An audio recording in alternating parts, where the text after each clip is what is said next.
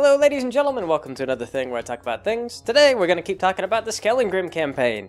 This is the first video that we're going to have that is exclusively just on the new vlog channel, and we'll continue to be uploading on this channel from this point forward. So, yeah.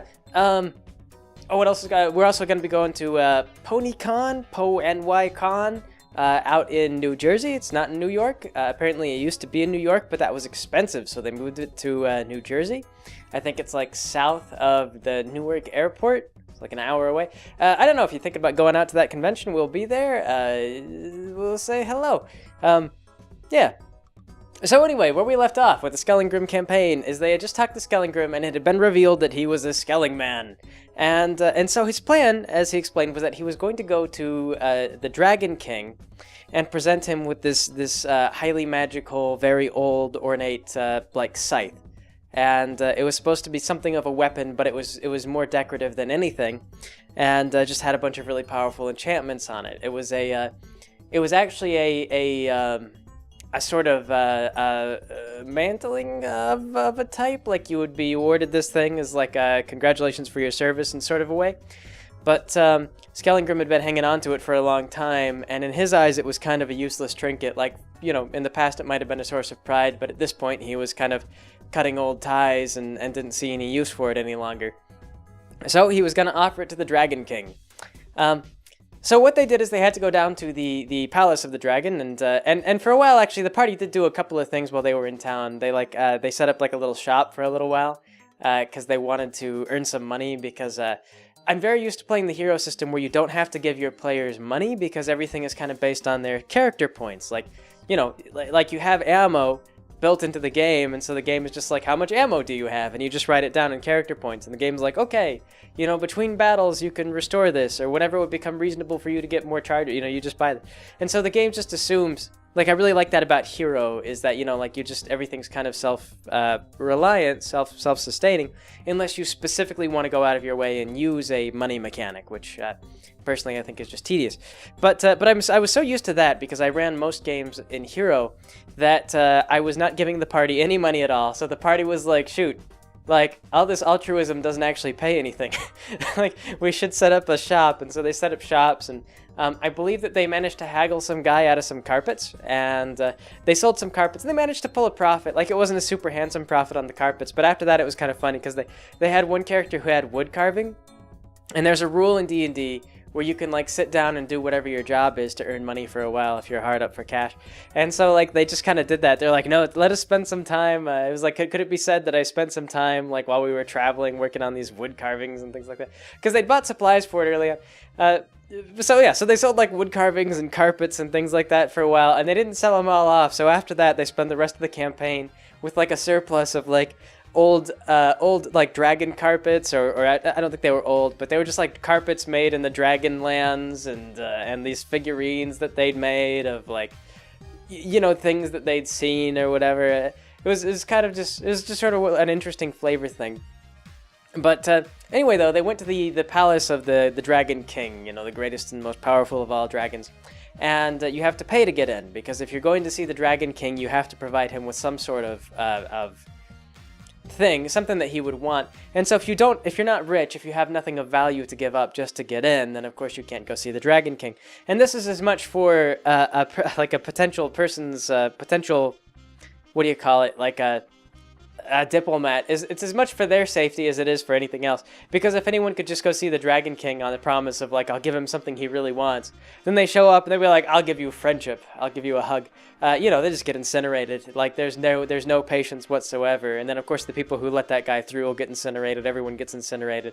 The dragon is vast. The dragon is powerful. It's just a waste of his energy to kill, like, a single ant-like human. You know, you got to go squash a couple of. You got to kill enough of them to get a real sense of accomplishment down.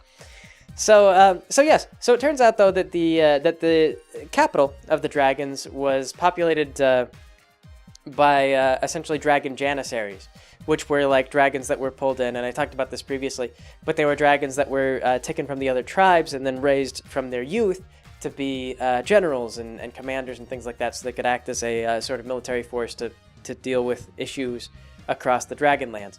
And so they had a somewhat decentralized government, but this was kind of how they exerted their central power. It was fear of the Dragon King, and also the Janissaries kind of kept everything in order. So the party kind of hung out, and they talked to the Janissaries for a while. And the Janissaries were, like they didn't get too chummy with them, because there's, like people come to see the Dragon King and get killed all the time. Or they have done so historically enough times that, like, it's like, oh, don't be too close of friends until after they're done talking to the Dragon King, because, they're not alive until they come out alive.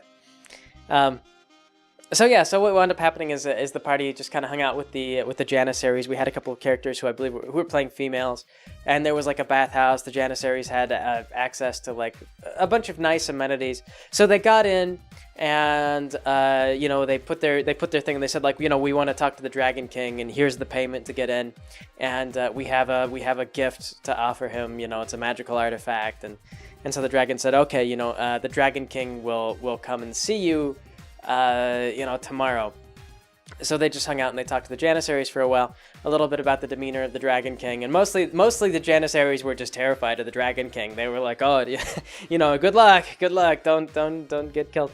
But one of the characters, Serena, decided to challenge the other Dragonborn, because she was a Dragonborn. She decided to challenge them to a fight. And it was kind of interesting, because we had this lore for, like, here was the Dragonborn, and they were neutral in the conflict, they were neutral in the war. But Serena kind of didn't want to be from specifically the desert lands. She was from a more another area, which she never specifically specified. But she just didn't want to have the allegiance to, like, the Dragon King or whatever like that. Plus, there was no, like, she didn't have any explicit character information on this stuff. So I think that she just assumed, or that character just as a character, it was just assumed that she came from somewhere that didn't rule in this kind of environment.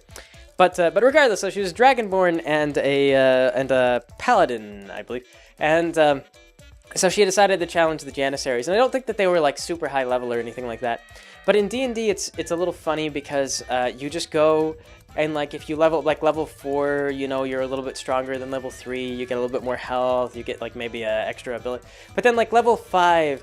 You get to attack twice if you're a fighter, for example. So D&D is weird in that it has these sort of benchmark levels for classes, where like you level up and then suddenly you're twice as dangerous in combat. And I think it was like one of those things where they might have still been level 3 at the time, and then the Janissaries were like level 5. And so it was so she picked a fight with them, and she did well. Like, she held her own.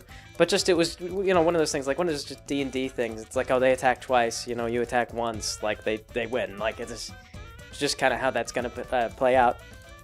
But Serena was a reasonable, well-built character, a bit of a glass cannon, but, good stats aside from that. And, held her own, whatever. Got a certain amount of respect from the Janissaries. They didn't generally allow women to fight. Like, they didn't have a rule that women couldn't fight. D&D is a very gender equal sort of setting. It didn't used to be. There used to be a thing where you got like a I think this was D&D. Like, you used to get minuses depending on your, like, pluses and minuses depending on your gender and age. So, like, if you were very old, I think you got more wisdom. And if you were, like, female, then I think you, like, lost strength, but you gained charisma. But this was, like, in the very first version of D&D. And I believe that people kind of didn't like that, because they wanted to play old people, or they wanted to play, as female characters and not have their stats deeply affected. Like, they want to be like, well, I want to be a female fighter and not have a reduction to strength. And so they just removed that mechanic, and now, D&D very, very equal. So given that, I mean, like, when you look at that setting and you say, like, oh yeah, people are throwing magic, and, there's no characteristic difference between males and females in this setting. I didn't see any reason for the Janissaries to be like, oh, women can't fight. It just kind of wasn't done. It was more for political reasons that they didn't have female Janissaries. It was because women got pregnant. That was kind of the only reason. And so it was sort of like, yeah, if you're a woman and you just don't, like, settle down and take care of kids, then there's no reason why you couldn't devote yourself to combat. So Serena showed up, and she was like, oh yeah, I've devoted myself to combat. And they were like, yeah, we'll give it a shot. We'll spar with you and we'll practice. Scuffled with her for a little while. Didn't turn out into anything too meaningful. They did the bathhouses.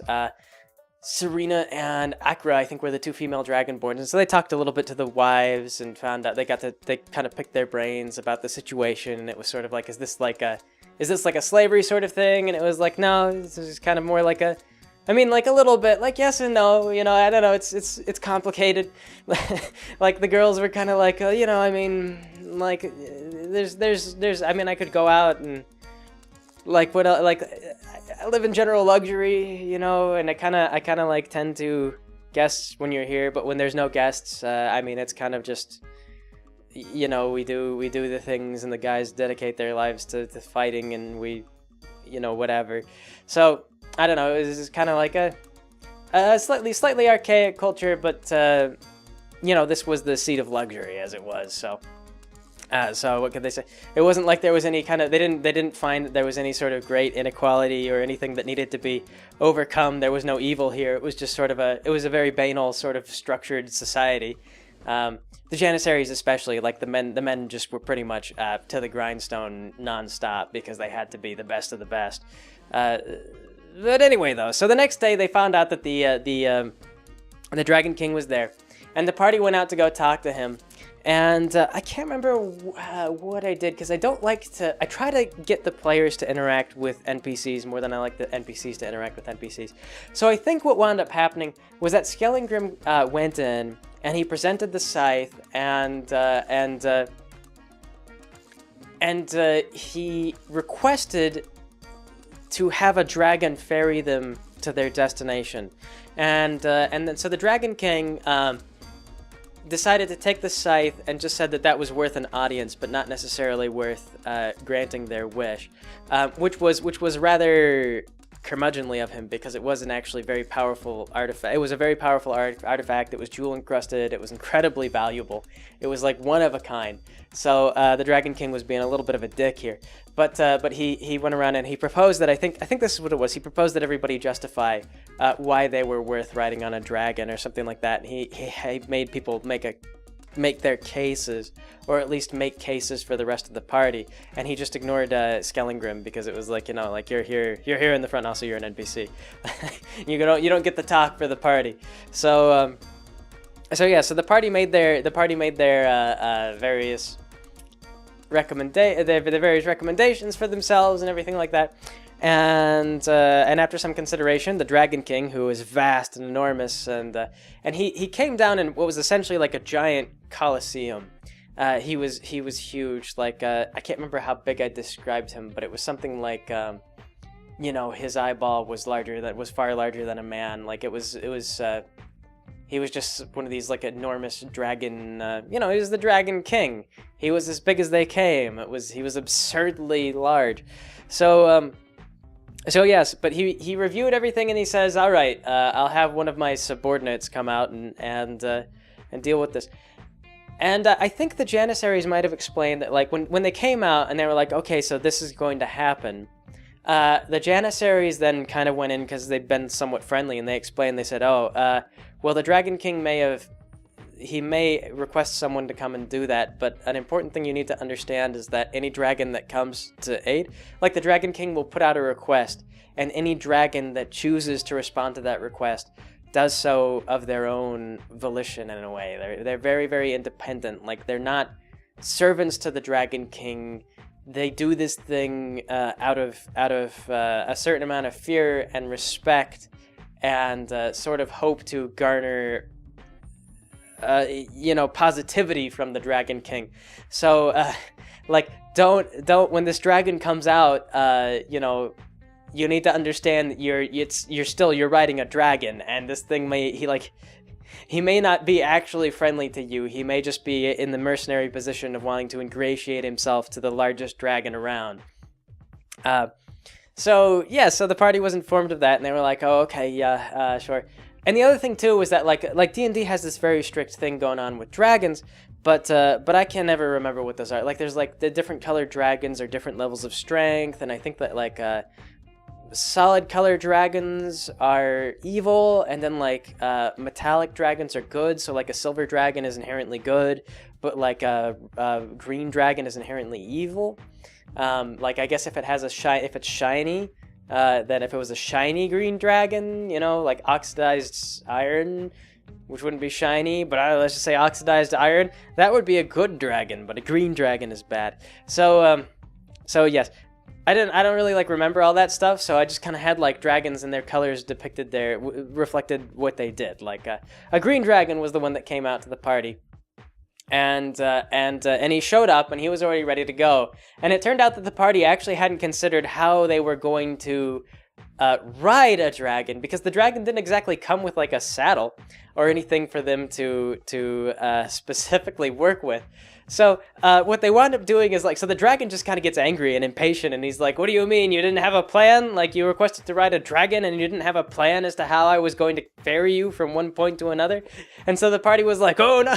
And so they had to go and they had to think of on the spur of the moment, they had to cobble together like a gondola for the dragon to carry. And so they were like, "Could we what if we rented a carriage? Do you think that he could carry that?" And they were thinking about it, and they were like, "Well, structurally speaking, a carriage isn't really designed to be lifted up onto I don't know, it's not really." So what they wound up having to do is they had to have one character had the woodworking and some other characters had some other backgrounds, and so they took some roles and some intelligence things, and they put together a really quick blueprint, and they were like, "All right, I think structurally speaking, if the dragon holds us in all four limbs like this, we shouldn't be jostled around too badly, and we'll get through." And they put in seat belts and everything else like that. And what was especially terrible was that this was a very fast, it was a copper-headed sort of dragon. He had that arrow-pointed head. He was quick. He was nimble. And he didn't speak very good Common. He spoke Draconic much better than he spoke Common. So he was just sort of there speaking, shouting at them in broken English and just being "I came all the way out here. What is the? I just hurry up. If I have to get bored and leave before you're ready to go, I'm going." And so yeah, so the party got all their stuff together. Skellingrim said goodbye. He'll meet them at the final destination.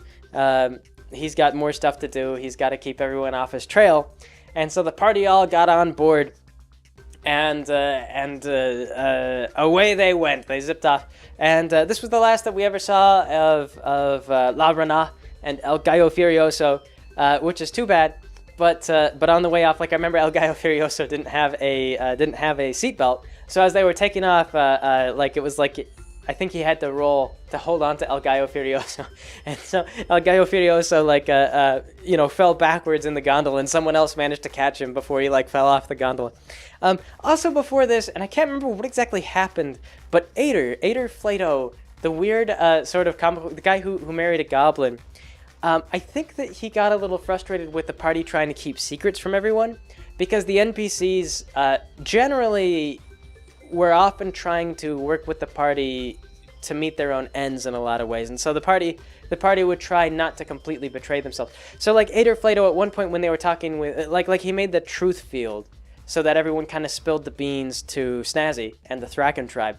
He continued to do that because it turned out that Snazzy gave them information that they needed, and they didn't necessarily have to go and learn anything from the Thraken. And what the Thraken did to the anklet was probably not so good, but progress was made when the party stopped climbing up about things, and so Ader then took it. He decided that it was both amusing and beneficial to constantly give the party away. So he had by this level, he had gained skywriting or something like that as a spell, and so he kept trying to skywrite the party's secrets and things like that. And the party was trying to stop him, and they were like, "Don't tell Ader anything." He became this sort of weird this weird problem, and they didn't know what to do with him. They kept trying to ditch him. And eventually the rule that I made for Ado, because they kept trying to leave him behind or throw him to the wolves, was that as long as it was funny, Ader could just appear. So anytime that they it was one of those things Ader would just pop up out of the ground like Bugs Bunny and just be like, "Oh, I took a wrong turn to Albuquerque somewhere." and this was actually important. This becomes important later on, but that eventually just governed how Ader worked. And so Ader would sometimes just appear and just be like, "Hey guys," and he wouldn't actually do anything, and then he would kind of fall into the background and just sort of vanish as mysteriously as he came. Just got to be weird. But away the party went on the back of a dragon. And of course, you can't have an exciting thing like this without an encounter. So an undead wyvern attacked the dragon, and they wound up having a big fight. I thought at first that the party was going to try to maybe have an aerial fight with the wyvern, in which case I was going to have the dragon carelessly just roll around and subject the party to all kinds of horrible G-forces and things like that, because the dragon could actually go a whole lot faster. But instead, they were like, put us down on the ground, and like, you know, we'll fight it from the ground. So the dragon, he just goes down and he just sort of like drops him, and which jostled the gondola really badly. I think they had to re-rig some stuff after that. So the dragon just drops him and then like takes off and tries to do battle with this wyvern. And the wyvern was underclassed in terms of damage dealing potential, but being undead, it could also take a ridiculous amount of punishment. So between the dragon and the party, they ganged up on this thing and they were able to kill it off. They killed off the wyvern. And I believe that they took some of its old scales. Like, the wyvern scales were incredibly tough and had actually been strapped to its body, to its bones, with like chain or something like that, because it provided very good armor and protection. So this wyvern, you imagine, it was sort of like a weird kind of patchwork of its own skin. Like, it had its own skin chained to its like gaunt figure.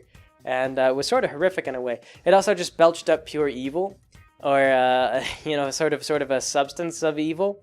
So whenever it would just come down, it would just belch up this black like tar that would just stick to people and just burn into your skin. It's more like tar, I guess you could say, just belching up black tar on the party. But they brought it down. And they took some of the skin with the intent to later do something with it. I think that the player who took the skin was Hank Shagberg, the half-orc, and he eventually had to drop out of the campaign, so I think he wound up not doing anything with it. But yes, so after that, though, the dragon picked up the party again, carried them off to towards their destination, and along the way there was this city, which was run by a blue wizard, and it was called the city of Insomuch, and it was a sort of a river port town. So the dragon came in, and on their way in, the dragon decided that he was tired of carrying these guys because he had been carrying them for quite a while, and his claws were getting all cramped up. So he just like figures like, you know what, I'm just gonna drop you off. And so he comes down and he flies over into Insomuch, just drops the gondola down in the street, and then on his way out, just because he was feeling like an asshole and he thought it would be funny, he spits acid into one of the guard towers, and then just kind of laughs at them on the way out. And he tells them, he goes, you know, maybe next time show a little bit more humility around the dragons. And then he goes, because it's a fucking asshole dragon. And so everyone was like mad, and they were like, you know, in retrospect, that we probably shouldn't have trusted a dragon. So yes, we'll go ahead and we'll wrap up there because that's a good stopping point. And yeah, I guess that'll be it. So thanks for joining me, everybody. I will catch you all next time.